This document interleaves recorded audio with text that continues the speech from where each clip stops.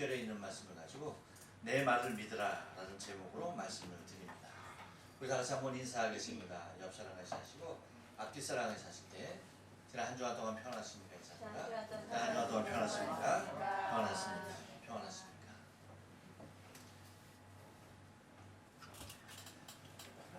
우리가 살아가고 있는 인류는 일정한 역사의 사이클을 지니고 있습니다. 한 시대가 지나면 다른 한 시대가 다시 열리는 것이죠. 그런데 그 시대가 한 시대가 다 해가는 데에는 그 시대의 일정한 특징들이 나타나더라라고 하는 것입니다. 곧 한 시대가 끝날 그 무렵에 공통적으로 나타나는 현상들이 있다는 것입니다. 그러니까 새로운 시대가 열리기 전에 그 시대가 막을 내릴 때에 공통적으로 나타나는 현상이 무엇이냐라고 할 때에 그것은 곧 혼탁이라고 합니다. 세상이 혼탁해짐을 통하여서 더 이상 그 사회가 그 시대가 지탱하지 못하고 무너져 내리는 결과를 초래하게 되더라는 것입니다. 우리가 성경의 역사도 보면 그렇지 않습니까? 어땠습니까, 여러분? 노아의 시대 어땠어요? 노아의 시대, 노아가 방주를 짓 그 시대에 모든 시대는 다 혼탁했습니다. 그러므로 그 시대가 물로 심판을 당해야 했던 것을 바라보고 이스라엘의 패망 때는 어떻습니까? 이스라엘의 패망 때도 똑같았습니다. 혼탁하였습니다. 그리고 여러분, 지금 우리가 성경을 보고 있는 본문, 지금 이 시대에 곧 율법의 마지막 시대, 율법의 마지막 시대도 어땠습니까? 혼탁하기 이를 때가 없었던 것을 우리는 바라보게 되죠. 그뿐 아니죠. 종교개혁의 시기에서도 마찬가지였습니다. 종교개혁의 시기에서 종교개혁이 일어날 수밖에 없었던 환경이 무엇으로 기인된 겁니까? 혼탁이었죠. 이러한 일들이 계속해서 반복되어져 일어나고 있는데 여러분, 종교개혁 500년이 지난 지금 이 순간은 어떨까요? 바로 종교개혁 500년이 지난 지금 이 시대에도 마지막 시대에 일어났었던 곧 시대의 맨 마지막에 일어났었던 그런 현상들이 지금도 우리 주위에 너무 많이 일어나고 있는 것을 우리는 그 충분한 증거들을 목격하게 되더라는 것입니다. 우리는 요한복음 2장을 묵상할 때에 갈릴리 가나 혼인잔치를 배경으로 하여서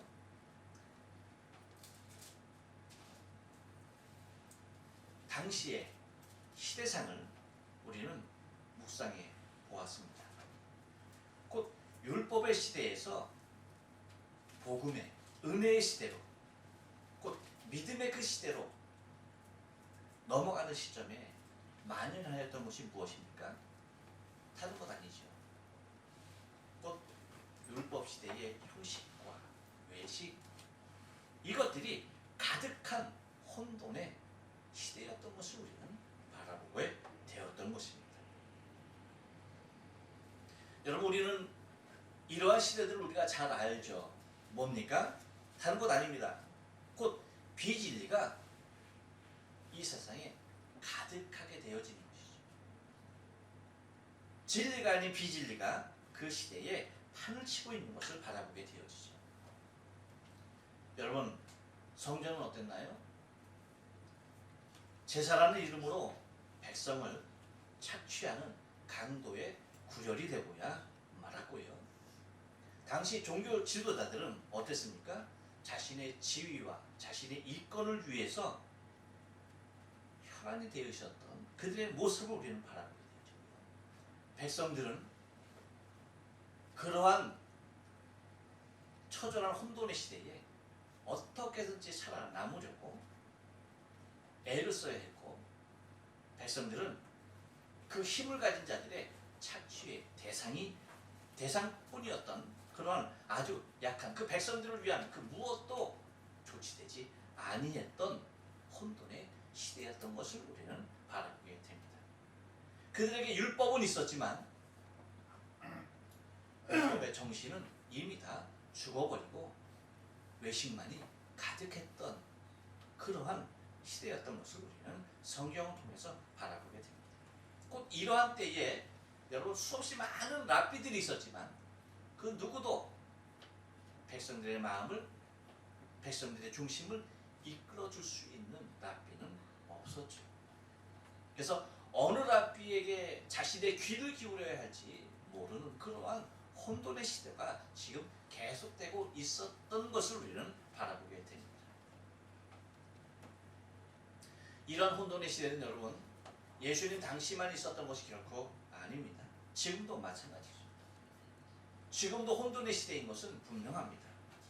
왜냐하면 말씀이 우리에게 없는 것이 아니라 똑같은 진리가 있음에도 이 말씀이 얼마나 다른 가치로 해석되어지고 얼마나 다른 소리들을 내는지 모른다는 것입니다. 여기서 제가 말씀드린 다른 소리라는 것은 뭡니까? 예수님의 중심과 예수님의 뜻이 아닌 곧 이 말씀을 가지고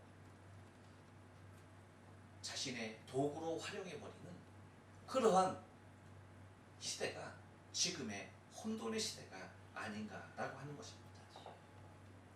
여러분 우리는 이러한 시대를 지나면서 경성하여야 한다라고 하는 사실을 잊지 말아야 돼요.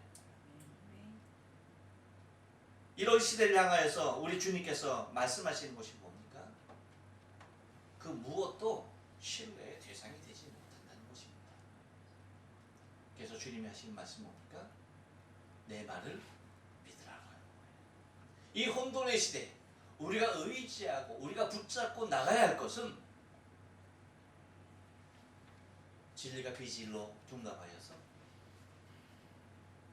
말을 전하는 말씀을 전하는 이에 한낱 도구에 전락한 비진리로 우리의 귀를 더럽히지 말고 내 말을 믿으라고 하시는 주의 말씀 가운데 우리의 마음을 열어놓고 예수 그리스도의 진리가 내 중심 가운데 살아 역사될 수 있도록 우리의 중심이 하나님의 말씀 가운데 열려져 있어야 할 줄로 믿습니다. 아멘.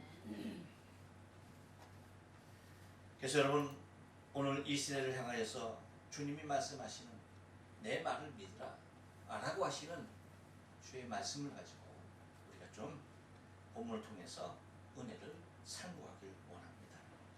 여러분 예수님께서 이 여인에게 내 말을 믿으라 라고 하는 이 말씀의 의미가 무엇이었을까요? 첫 번째 한번 따라서 합니다. 나보다 더 중요한 것이 있습니다. 나보다 더 중요한 것이 있습니다. 19절 말씀 보니까 이렇게 얘기하죠. 여자가 가로되 주여 내가 보니 선지자로소이다 라고 얘기합니다. 내가 보니까 나의 모든 것을 알아맞히고 나의 과거의 모든 것을 다 아시고 말씀하실 수 있는 사람은 예언자인 선지자밖에 없다라고 이 여인은 판단하여서 여자가 뭐라고 얘기합니까? 당신은 선지자의 소리다 라고 이렇게 말을 하고 있는 것입니다. 여러분 우리가 현대 21세기의 삶을 살아가고 있습니다. 우리는 현대의 수없이 많은 문명의 이기를 우리는 누리고 있어요. 제가 이렇게 한번 설교하면 다시는 이 설교가 누구의 귀에도 들어가지 아니해야 되는 것 아닙니까? 근데 뭐예요? 저 카메라가 다 이 말과 저의 모든 행동을 다 담고 있어요. 그래가지고 오늘 못 들었다 할지라도 뭐 하는 겁니까? 영상을 통해서 언제든지 이 설교를 다시 들을 수 있는 정말 편리한 시대죠. 만약에 예수님 시대에 이것이 있었다고 한다면 얼마나 좋았을까, 그렇죠? 기가 막혔을 겁니다. 하지만 이러한 문명의 이긴 없어도 그래도 뭡니까? 우리에게 글이 있고 그것이 문서로 우리에게까지 주님께서 하신 말씀이 전하여진다라는 그 사실 하나만도 얼마나 감사합니까? 밖에 여러분 얼마나 더워요. 이 더운데 여러분은 지금 더위를 하나도 모른 채 오히려 옷깃을 여며가면서 혹시 추워지는 모습을 통하여서 예배할 수 있는 것이 무엇입니까? 빵빵한 에어컨이 장착이 되어서 이 실내를 시원하게 합니다. 이 온유월에 여러분 생각이나 할 수 있었던 일입니까? 이 놀라운 일이에요. 우린 예배 후에 뭐 할 겁니까? 맛있게 식사를 나누면서 교제할 거예요. 근데 옛날 같으면 여러분 어떻게 됩니까? 그 밥을 우리가 예배를 다 마치며 먹기 위해서는 미리 다 해놓든가 아니면 지금 누군가가 열심히 부엌에서 식사를 장만해야 할 거예요. 근데 지금 어떡합니까? 전기밥솥이 밥을 아주 그냥 맛있는 밥을, 맛있는 쌀밥을 지금 지어주고 있다는 것이죠. 군침이 넘어가요. 얼마나 좋은 세상 속에 살아가고 있는지 모릅니다. 이런 것으로 인해서 우리의 삶이 얼마나 여유로워지는지 모른다는 것이죠. 하지만 여러분 기억하셔야 할 것은 왜 우리의 삶은 예전보다 우리의 지금 이 많은 현대의 문명의 이 일을 누리면서도 우리의 인생의 삶은 그 행복 지수는 비교할 수 없을 정도로 떨어지고 있을까 하는 것입니다. 직접 밥해야 하고 부채로 더위를 식혀야 하는 그 시대는 정말 행복했는데 지금 땀 흘리지 않아도 되고 그렇게 수고하지 않아도 되는 이러한 시대에 살면서 왜 우리는 행복하지 못할까라고 하는 것입니다. 그 이유가 무엇이겠습니까? 여러분 그 이유는 다른 데 있지 않습니다. 많은 사람들이 자기 자신에게 관심이 집중되기 때문입니다. 오로지 자기 자신에게만 관심이 집중되기 때문에 행복을 느낄 수가 없다는 것입니다. 여러분 예전에는 어땠습니까? 예전에는 나보다도요 무엇이 우선이었습니까? 나보다도 가족이 우선이었어요. 그렇지 않습니까? 나 자신의 모든 것을 희생해서라도 뭐예요? 가족을 위한 삶이었습니다. 더 나아가서 여러분 가족보다도 더 중요하게 여겼던 것이 뭐예요? 이웃이었어요. 그래서 내 눈에 물이 못 들어가도 다른 사람 눈에 물 들어가기를 먼저 힘써주고 애써주는 그러한 시대의 삶이었어요. 그러니까 내 가족보다도 먼저 이웃이라는 것이 먼저였고요. 더 나아가서는 이웃보다는 국가라고 하는, 나라라고 하는 그 모습이 더 먼저였던 것입니다. 그래서 잃은 나라를 되찾기 위해서 자신의 모든 것을 내어놓고 그렇게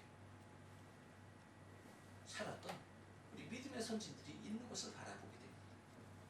그때 그분들의 삶의 모습들은 지금 우리의 삶에 비하면 너무나 갖춘 것 없이 초라하지만 그들은 행복했던 것입니다. 하지만 여러분 지금은 어떻습니까? 지금의 삶은요 국가, 이웃, 가족 다 필요 없습니다. 오로지 뭡니까? 나예요. 오로지 내가 중심이 되어 있는 것입니다. 내가 아니면 다 필요가 없는 그런 시대가 되고야 말았어요. 그러니까 오로지 나 중심만이, 나만이 중심이 되어지는 시대를 살아가고 있는 것이죠. 그러다 보니 여러분 오히려 나 자신을 스스로가 위하는 삶을 살 때 우리는 행복해져야 되는데 거기서 행복을 느끼지 못하는 거예요. 오히려 나보다는 가족이고 가족보다는 이웃이고 나라를 위해서 살아갈 때는 그렇게 행복했는데 나라고 이웃이고 가족이고 다 필요 없어. 내가 스스로 나를 위하여 살았음에도 불구하고 왜 나는 불행해진 것일까? 여러분 어떻습니까? 옛날에 정말 굶어서 죽을 수밖에 없는 그 시대에도 피부치의 생명을 내버리는 일이 없었어요. 그렇지 않습니까? 굶어 죽을지언정, 내 자신이 굶어 죽을지언정 피부치 아이를 내다버리는 일이 없었어요.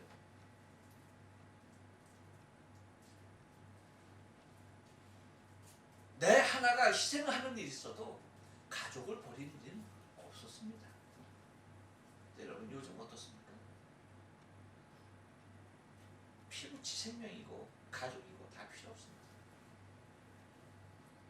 나 자신을 위해서는 모든 것을 다 버리고야 마는 그런 시대입니다. 여러분 오늘 본문에 나오는 수가성 여인 또한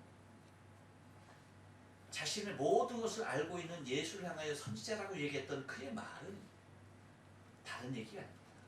이 여인 또한 예수님이 말씀하신 그 여인의 삶 또한 뭡니까? 지금 제가 나열한 대로 이 여인 또한 자신이 중심이 되어진 삶을 살았던 여인인 것을 바라보게 됩니다. 그렇기 때문에 남편을 5이 있어야 했고 지금도 그 방황하는 삶은 자신을 위한 것이라고 한다면 무엇이든지 취해야만 했다. 자중심적인 삶을 살아가는 여인의 모습이었다고 하는 것입니다. 곧 나보다 더 중요한 것은 없었어요. 그런데 여러분 예수님을 만나고 나서 이 여인의 모습은 어떻습니까? 이 여인의 마지막 모습은요, 이 자아중심적인 여인이 어떻게 변합니까? 그의 관심이 자기 자신에서 바뀌어요. 어디로요? 이웃을 향해 바뀝니다. 그래서 물동이를 내버려 두고 뭐 하는 겁니까? 동굴에 들어갑니다. 이웃을 향하여서 달려 들어가는 겁니다. 그러면서 내가 그리스도 메시아를 만났다라고 외치는 모습을 우리는 발견하게 된다는 것입니다. 여러분 많은 사람들의 불행은 관심이 자기 자신에게 있는 곳에서부터 시작된다는 것을 잊지 말아야 됩니다. 여러분 기억해야 합니다. 나보다도 더 중요한 것이 있다는 사실이에요. 나 자신보다도 더 중요한 것에 우리의 생각과 마음을 두지 아니하면 우리는 이 불행에서 벗어날 길이 없다는 것입니다. 여러분 가정이 행복할 수 있는 길이 뭘까요? 내가 행복해야 되는 거예요. 그렇죠? 근데 내가 행복할 수 있는 길은 나 자신보다 더 중요한 것이 무엇인지를 발견할 때 그때야 비로소 깨닫게 된다는 거예요. 나보다도 가족이 더 중요하다는 사실을 깨닫게 될 때에 뭐예요 여러분? 그 사람은 행복해지는 거예요. 가정보다 내 자신의 삶이 중요하다고 생각하는 그 순간 불행해지는 것입니다. 하지만 내 삶보다는 가족이 중요하고 가정이 중요하다는 사실을 인정하게 될 때에 이상하죠. 내 자신이 행복해지는 것입니다. 나가서 내 가정보다 내 이웃을 향한 소중함을 깨닫게 될 때에 내 가정이 더욱더 소중하게 느껴진다는 것입니다. 이상한 겁니다. 기억하셔야 됩니다. 나보다 더 중요한 것이 있습니다. 그것이 이웃이었고 그것이 생명이었고 그것이 나를 변화시킨 예수 그리스도였다는 것입니다. 그것을 발견할 때에 나보다 더 중요한 것을 알게 될 때에 여러분 우리는 비로소 우리의 인생이 행복해질 수 있는 거예요.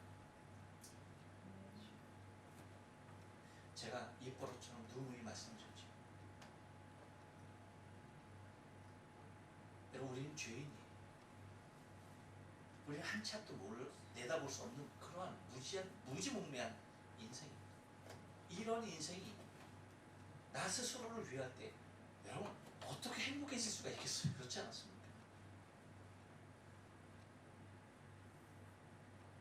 여러분 나보다 더 중요한 것이 무엇인지 그것을 바라보고 그것을 사랑하고 거기에 관심을 둘 수 있어야만이 우리 인생은 불행에서 벗어날 수 있다는 사실을 여러분 잊지 예수님께서 내 말을 믿으라 라고 하실 때에 도대체 이 여인을 향해서 무엇을 믿으라는 것일까요? 한 번 더 떨어서 합니다. 더 이상 짐승의 피로 하나님께 나가는 것이 아닙니다. 예, 여러분 21절 중반절 말씀 보니까 예수님께서 이 여인을 향해서 이렇게 말을 합니다. 뭐라고 말합니까? 이 산에서도 말고 예루살렘에서도 말고 라고 얘기합니다. 이 산이 되었던 예루살렘이 되었던 그곳에서는 뭐가 필요했습니까? 짐승의 피가 있어야만 했습니다. 하나님께 예배하기 위해서는 이 산이 되었던 여인이 말하는 이 산이 되었던 유대인들이 말하는 예루살렘이 되었던 거기서 하나님 앞에 예배하기 위해서는 필요했던 것이 뭐예요? 네, 짐승의 피라고 하는 것입니다. 짐승이 필요했던 것이죠. 그런데 예수님은 이 여인에게 이 산도 그리고 유대인이 말하는 예루살렘도 아니라고 말씀을 하십니다. 무슨 뜻일까요? 이 말은요, 더 이상 이제는 짐승의 피로서 하나님께 나아가는 것이 아니라는 것입니다. 이제 더 이상 짐승의 피로서 이 산에서도 예루살렘에서도 예배할 수 있는 것이 아니라는 것입니다. 지금까지는 이 산에서였던 예루살렘에 있었던 짐승의 피로 하나님께 나아갈 수가 있었습니다. 하지만 이제는 짐승의 피가 아닌 하나님께로 나아가는 새로운 시대를 우리 주님께서 여시겠다는 것입니다. 곧 이제 짐승으로 하나님께 나가는 그 시대는 이제 끝이 난다라고 하는 사실입니다. 여러분, 근데 여러분 한번 생각해 보세요. 여인이 이 말을 들었을 때에 과연 여인이 쉽게 이 말을 믿을 수가 있었을까요?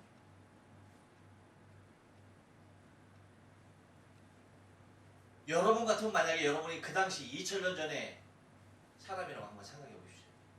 우리는 지금 짐승의 피 없이 예배하는 것이 너무나 익숙한 거예요. 만약에 여기서 지금 짐승 하나, 양을 하나 잡아다 놓고 우리 하나님 앞에 예배한다고 한다고 여기서 그 양을 지금 잡아 죽이면은 여기 예배 드릴 사람 다 놀라서 다 도망쳐 나갈 겁니다. 그래야 안 그래요? 이상한 교회 왔다라고 이상한 야 이거는 막 다 도망쳐 나갈 거예요. 여기 앉아 있을 사람 하나 한 사람도 없습니다. 이유가 뭘까요? 우리가 익숙한 건 이제 짐승의 피로서 하나님 앞에 예배하는 것이 아니에요. 그렇죠? 예수 그리스도의 피로서 예배하는 것이 우리는 너무나 익숙해져 있는 거예요. 그런데 여러분 한번 그러면 거꾸로 생각해 보세요. 2000년에 전에 사람들은 어떤 것이 더 익숙할까요? 짐승의 피 없이 하나님 앞에 예배하는 것이 익숙할까요? 짐승을 자기의 손으로 잡아 죽이면서 하나님 앞에 예배하는 것이 익숙할까요? 당연한 얘기죠. 짐승의 피로서 하나님 앞에 예배하는 것이 당연한 것이고요. 왜? 수천 년을 그렇게 해왔습니다. 자신의 조상 대대로부터 그렇게 해왔어요. 자기도 그렇게 해왔습니다. 그런데 예수님이 하시는 말씀이 뭐예요? 이제 그거 필요 없다라고 합니다. 그럼 여러분, 이 말이 예수님께서 이 여인에게 하시는 이 말이 여인이 과연 믿을 수 있는 말일까요? 믿을 수 없는 말일까요? 믿기 쉬울까요? 여러분의 침묵과도 같이요. 절대 믿을 수 없습니다. 상상도 못할 일입니다.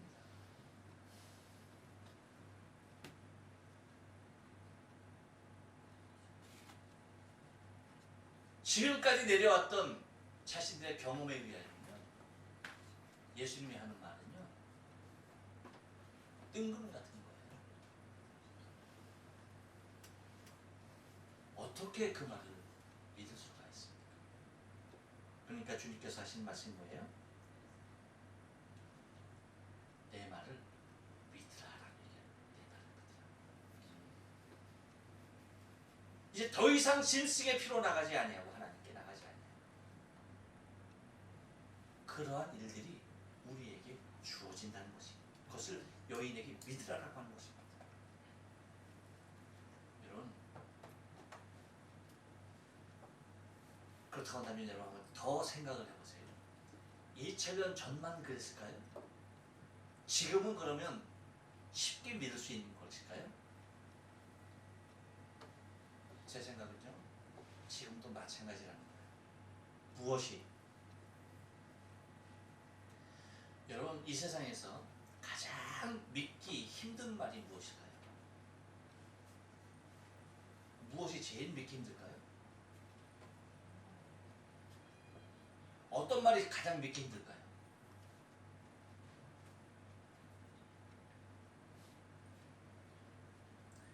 여러분 상상도 못할 겁니다. 근데 우리가 우리의 실생활이 그래요. 뭡니까? 여러분 지금도 가장 믿지 못할 말은요 다른 말이 아니에요. 기억하십시오. 2000년 전과 똑같아요. 주님의 말씀입니다. 주님의 말씀이 우리가 가장 믿지 못할 말로 남아있어요. 그래요 말이에요. 여러분 우리의 신앙의 삶을 한번 점검해봐요. 예수님의 말씀을 내가 정말 믿는 사람으로서 살아가고 있는가? 예수님께서 하신 그 진리가 정말 나의 생명으로 여기고 살아가고 있는가?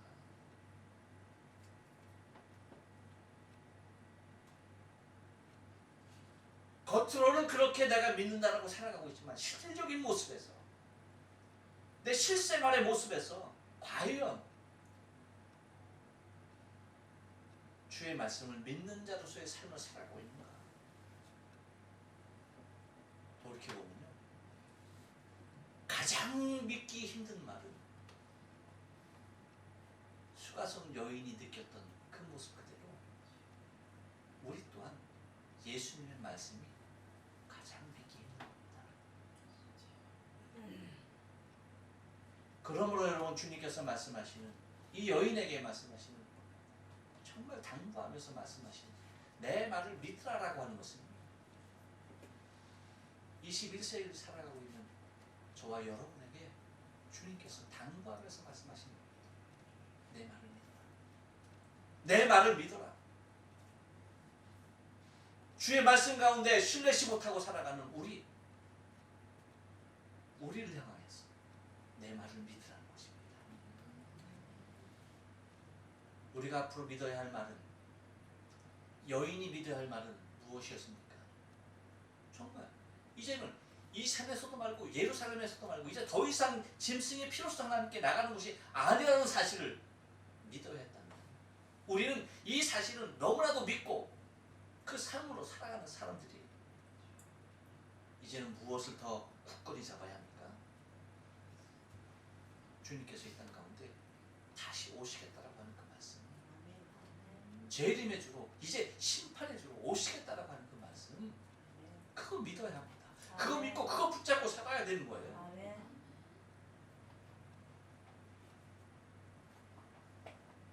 그거 믿고 그거 붙잡고 여러분 살아가면요 우리의 삶, 우리의 가치가 바뀌지 않을 수가 없습니다. 하지만 우리가 세상 사람과 비슷한 모습으로 살아갈 수밖에 없는 이유가 뭔지 아십니까? 세상 사람 하늘의 소망 없습니다.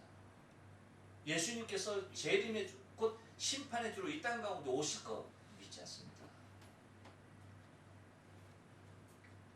이 세상이 영원할 것으로 믿고요.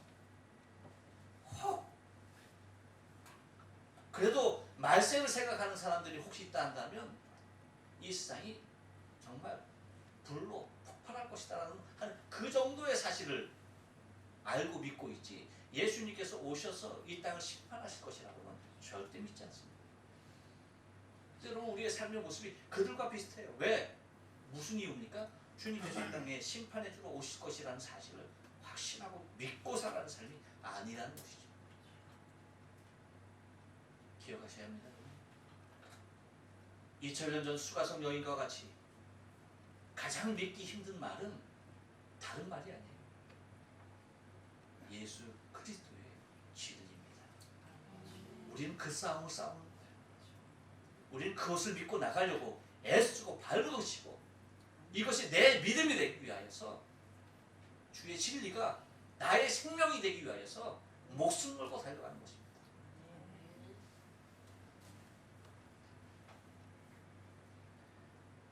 또 하나 내 말을 믿으라는 말은 무엇일까요? 여러분 한 번 더 따라서 합니다. 장소가 아니라 때입니다. 장소가 아니라 때입니다. 예, 21절 하반절 말씀 보니까 이렇게 말씀하시죠. 너희가 아버지께 예배할 때가 이르리라 라고 얘기합니다. 여러분 한번 생각해 보세요. 예수님께서는 여인의 물음에 대하여 대답하는 것에 우리의 좀 눈을 크게 뜨고 바라볼 필요가 있어요. 20절에서 여인이 뭐라고 말합니까? 우리 조상들은 이 산에서 예배하였는데 당신들의 말은 예배할 곳이 예루살렘에 있다 하더이다. 근데 여러분 21절에서 예수님이 뭐라고 말합니까?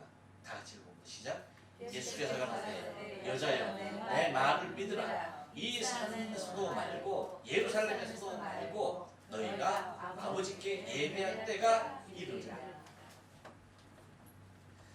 분명히 여러분 여인은 무엇에 대하여서 관심을 갖고 얘기했습니까? 장소였죠. 그렇죠? 장소였습니다.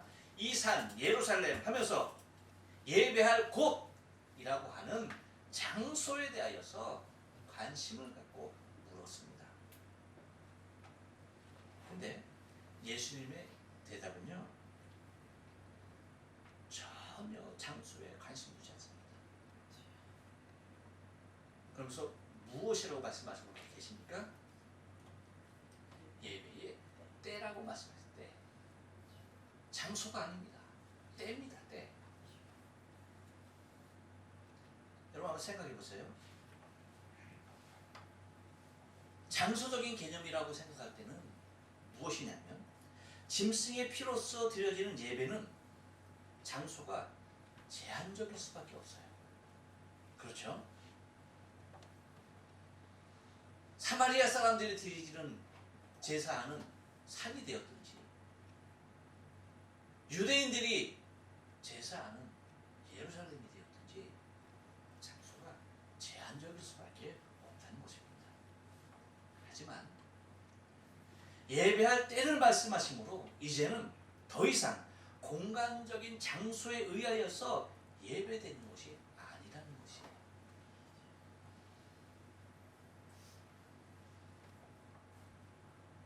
언제든지 어느 곳에든지 예수 그리스도의 보혈로 예배할 수 있게 된다는 것입니다. 그러므로 여러분 우리가 이렇게 주일날 모여서 하나님을 우리 교회에서 예배하는 것 매우 중요합니다. 하지만 이 예배만 중요한 것이 결코 아니라는 것이에요. 무슨 뜻인지 아십니까? 우리의 삶 가운데 어디에서나 하나님을 예배할 수 있다는 것입니다. 아니 어디에서나 우리의 삶 자체가 하나님께 드려지는 산 제사가 된다는 사실을 잊지 말아야 되는 거예요.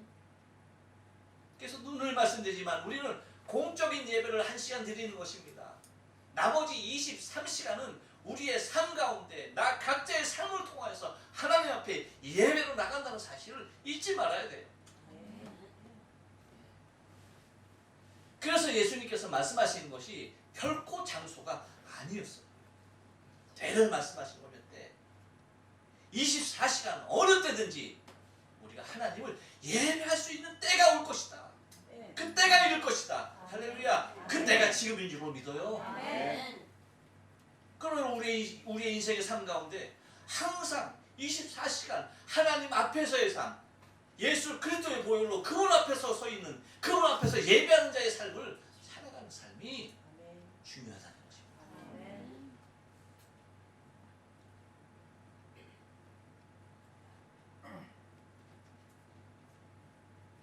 그러나 여러분, 이 당시에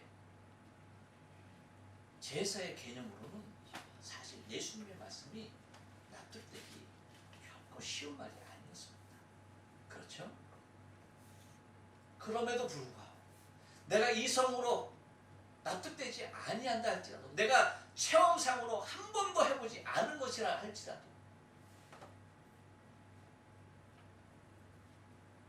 그 말을 믿어야 할 이유가 무엇이었습니까? 예수님 당신이 진리셨기 때문입니다.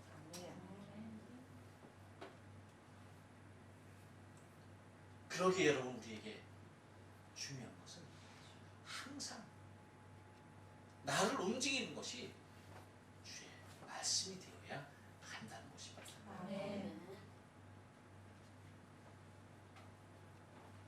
마지막으로 내 말을 믿으라 라고 할 때에 이 말은요, 한 번 더 따라서 합니다.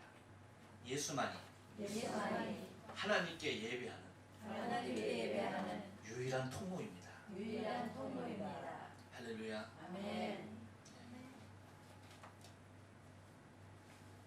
정말입니다.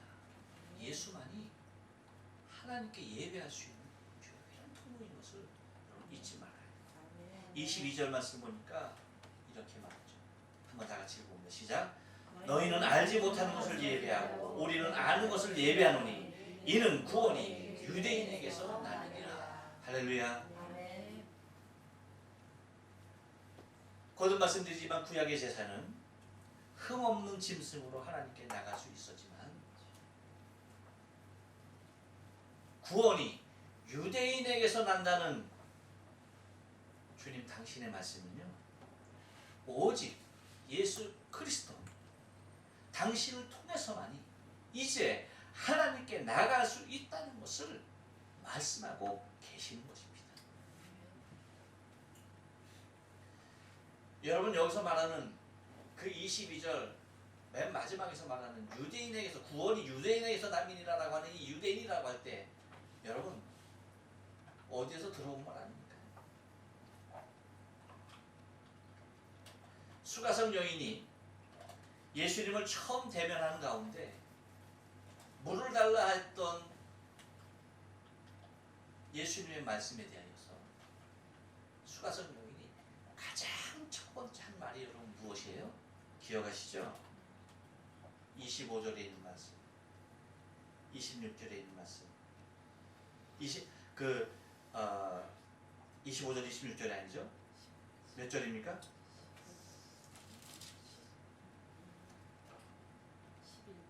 10 몇 절? 11절. 네, 11절. 그렇죠? 11절. 여자가 가로되 뭐예요? 당신은 9절입니까? 9절? 네, 9절. 네. 당신은 유대인으로서 어찌하여 사마리아 여자 나에게 물을 달라 하나이까? 그러니까 예수님에게 뭐라고, 예수님을 뭐라고 불렀어요? 유대인으로 불렀습니다. 곧 예수님께서 말씀하시는 구원이 유대인에게서 남이라 라고 하는 바로 그 유대인, 수가성 여인이 말했던 그 유대인이라는 이름을 떠올리게 하시면서 구원이 유대인에게서 난다. 그 유대인이 누구라는 것입니까? 예수님 당신을 얘기하고 있습니다. 그래서 여러분 25절 26절에 있는 말씀 보면 그렇게 얘기하죠. 여자가 가로되 메시아 곧 그리스도라 하는 이가 오실 줄을 내가 아노니 그가 오시면 모든 것을 우리에게 고하시리라 라고 얘기합니다. 그때 26절에서 예수님께서 뭐라고 말씀하십니까? 이렇게 말씀하시죠. 예수께서 이르시되 내게 말하는 내가 그러다. 할렐루야. 분명하게 풀리죠. 네가 지금 기다리고 있는, 네가 지금 말하고 있는 그 그리스도 메시아가 바로 나다 라고 말씀하십니다. 그러나 우리가 기억해야 할 것은 하나님께 예배할 수 있는 통로는 오직 예수님밖에 없습니다. 우리가 이렇게 모여서 하나님을 예배할 수 있는 이유가 뭔지 아십니까? 예수님께서 이미 2000년 전에 우리를 위하여서 이제 다시는 짐승의 피가 당신의 피로서 저와 여러분의 모든 죄와 허물을 사하셨다는 것입니다. 아멘. 그래서 예수 그리스도를 통하여서 우리가 하나님 앞에 지금 이렇게 산 제사로 우리의 생명의 삶을 수합해 드리며 예배할 수 있게 되었다는 것입니다. 오직 하나님께 예배할 수 있는 유일한 통로는 예수 그리스도 한 분인 것을 여러분 기억하시기 바랍니다. 아멘. 예수가 아니면 그 누구도 하나님을 예배할 길이 없는 것입니다. 오직 예수만이 하나님께 나아가는 유일한 예배의 통로인 것을 믿고 저와 여러분의 신앙의 삶이 오직 주님만을 더 앙망하고 주의 말씀을 더욱더 의지하고 나아갈 수 있는 저와 여러분의 신앙의 삶 되어지길 주님의 거룩한 이름으로 축원합니다. 아멘. 기도하십니다.